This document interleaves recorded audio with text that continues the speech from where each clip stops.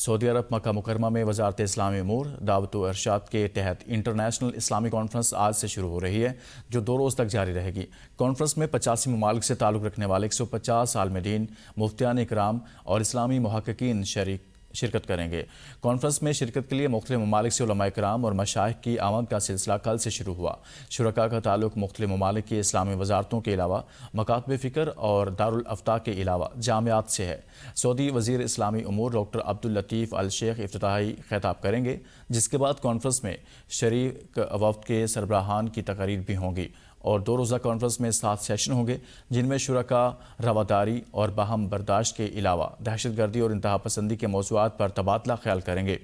Conference کا مقصد مختلف ممالک کے علماء اور مفتیان کے علاوہ مکاتب فکر اور محققین کے درمیان ربط قائم کرنا ہے۔ کانفرنس کے بارے میں سعودی عرب کے مفتی اعظم نے ایک بیان میں کہا تھا کہ یہ کانفرنس اس پیغام کا ثبوت ہے جو مملکت اسلام کی رواداری اور اعتدال پسندی اور بقائے باہمی کی دعوت کے بارے میں دنیا کے سامنے پیش کرتی ہے۔